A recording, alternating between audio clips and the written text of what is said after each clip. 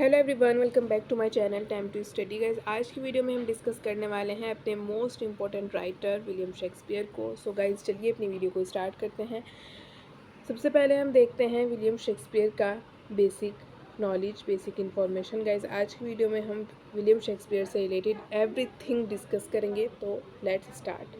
Full name है इनका William Shakespeare. Born है 23 अप्रैल 1564। ट्रेडिशनल एक्सेप्टेड स्ट्रेटफोर्ड अपन ओवन इंग्लैंड।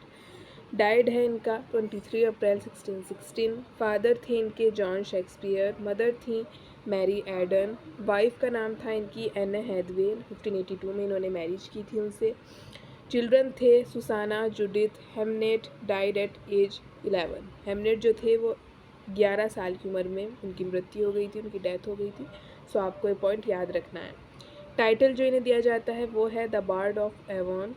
प्लेस थे इनके 39 इन्होंने प्लेस लिखे थे।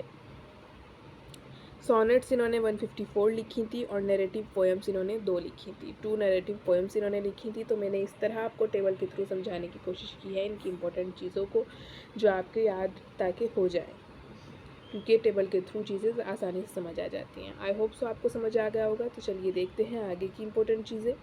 आज की वीडियो में गाइस हम विलियम शेक्सपियर के बारे में कुछ भी नहीं छोड़ेंगे और सारी ही इंपॉर्टेंट चीज़ों को कवर करेंगे। तो सबसे पहले बात करते हैं इनका इंट्रोडक्शन देखते हैं हम। William Shakespeare is regarded as the greatest writer in English literature and one of the greatest dramatist in world literature. Okay, तो विलियम शेक्सपियर हमारे कंसिडर किए जाते हैं इंग्लिश लिटरेचर के ग्रेट राइटर और ड्रामेटिस्ट। बहुत ही शानदार ये राइटर थे और ड्रामेटिस्ट थे, और इन्हें राइटर तो बहुत शानदार माना ही जाता है, बल्कि पूरी दुनिया में इनको ग्रेट ड्रामेटिस्ट माना जाता है। ये बात आपको याद रखनी है।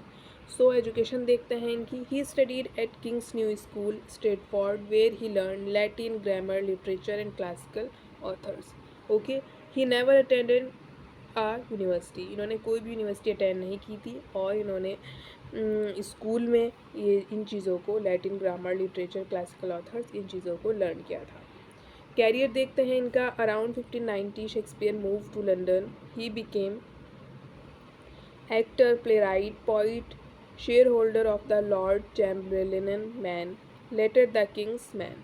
ओके, तो लंदन में जाकर उन्होंने ये सब उपलब्धि प्राप्त की। Why is he called the bard of Avon. तो बार्ड का मतलब है पोइट और अवन का मतलब है रिवर नियर स्ट्रेटफोर्ड। मीनिंग है इसका the poet from Stratford upon Avon. Okay, तो आई होप सो आप समझ गए होंगे कि इन्हें बार्ड ऑफ अवन क्यों कहा जाता है।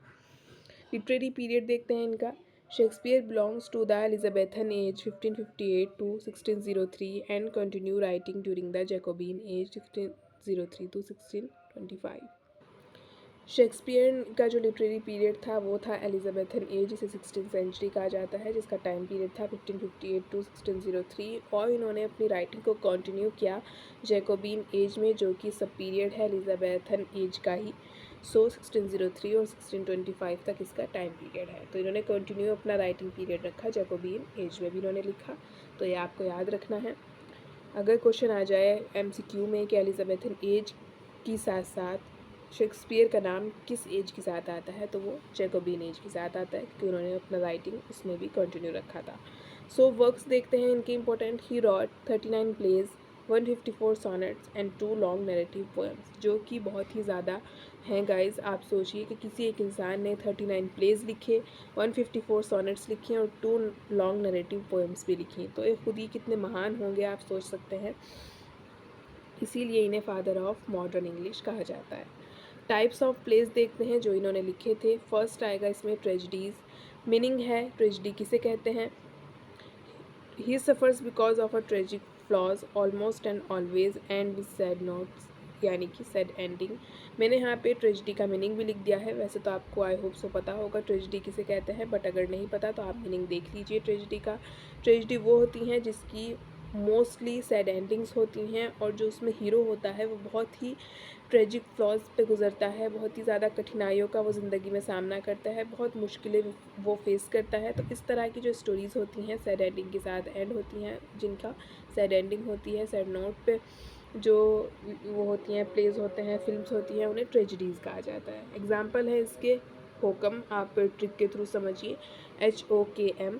जिसमें एच में आएगा हेमलेट, ओ में आएगा ओथेलो, के में आएगा किंग लियर और एम में आएगा मैकबेथ। और Julius Caesar, Antony and Cleopatra, ये भी इनकी ट्रेजिडीज़ ही थी। तो आपको याद रखनी है, ये विलियम शेक्सपियर की मेन ट्रेजिडीज़ थी जो कि बहुत ही इंपॉर्टेंट है इंग्लिश लिटरेचर में। अब बात करते हैं कॉमेडीज़ की। सबसे पहले देखिए कॉमेडी कहते किसे हैं। वैसे तो आपको पता होगा बट फिर भी देख लेते हैं meaning. Comedies are plays that entertain the audience with humour and usually end happily.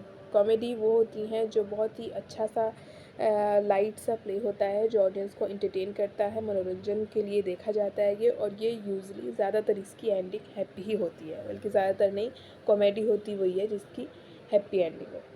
Example देखते हैं शेक्सपियर ने कौन कौन सी कॉमेडीज़ लिखी ये भी देख लेते हैं। A midsummer night's dream, twelfth night, as you like it, much ado about nothing, the merchant of Venice, the comedy of errors, the taming of the shrew. ये इनकी कॉमेडीज़ थी फेमस। अब देखते हैं histories based on English kings. जो histories थी ये English Kings पे बेस्ड होती थी। एग्जाम्पल हैं Richard second, Richard third, king John, Henry fourth part one, Henry fourth part second and Henry fifth. ये इनकी हिस्ट्रीज़ थी। नेक्स्ट देखते हैं इंपॉर्टेंट चीज़ों को हम इनकी डिस्कस कर रहे हैं। रोमांसेस, लेट प्लेस, थीम्स थी इनकी forgiveness, magic, family reunion and redemption. Example देखते हैं जो कि इन्होंने इस थीम पे लिखी थी। The tempest, Cymbeline, Pericles, the winter's tale. ये इनकी रोमांसेस में आती हैं। नैरेटिव पोएम्स जो इन्होंने दो लिखी थी वो थी, फर्स्ट आएगी वेनिस एंड एडोनिस जो 1593 में आई थी, और द रेप ऑफ ल्यूक्रेसे ये 1594 में इनका नैरेटिव पोएम आई थी। चलिए देखते हैं शेक्सपियर की लैंग्वेज। शेक्सपियर ने अपनी पोएम्स में, ड्रामाज में इस तरह की जो लैंग्वेज थी, फीचर्स इनके जो मेन थे ये इस्तेमाल किए थे, ये यूज़ किए थे। जिसमें आएगा हमारा रिच वोकेबुलरी थी इनकी, पन, इन्होंने मजाक या भी चीज़ें लिखी, आपने देखा है पीछे कॉमेडी लिखी इन्होंने। Irony, beautiful imagery, blank words का यूज़ किया इन्होंने। सोलिलोक्यू जिसका मतलब होता है जो कैरेक्टर स्पीक्स अलोन, जब कैरेक्टर अकेले में बात करता है उसे सोलिलोक्यू बोलते हैं। सिमिली, मेटाफर और सिम्बोलिज्म, ये इनकी लैंग्वेज थी, ये इनके मेन फीचर्स थे। इस तरह की चीज़ों का इन्होंने यूज़ किया था। चलिए देखते हैं शेक्सपियर के famous quotes. To be or not to be, ये हेमलेट का है इनका। All the world's a stage, as you like it से लिया गया है एक कोट इनका। What's in a name, Romeo and Juliet में से इनका कोट लिया गया है, फेमस है। The lady doth protest too much, ये हेमलेट से इनका इंपॉर्टेंट कोट लिया गया है। सभी बहुत इंपॉर्टेंट कोट्स हैं विलियम शेक्सपियर के। आई होप सो आपने पहले भी ये पढ़े होंगे, अगर नहीं पढ़े तो डोंट वरी, आपको याद रखने चाहिए, बहुत ही इंपॉर्टेंट हैं सभी। थिएटर पे बात करते हैं विलियम शेक्सपियर की। His plays were performed in the Globe theatre 1599, Blackfriars theatre. The Globe theatre is the most famous theatre associated with Shakespeare. ये बहुत ही इंपॉर्टेंट थिएटर है शेक्सपियर से जो एसोसिएटेड करता है, ग्लोब थिएटर, आपको याद रखना है।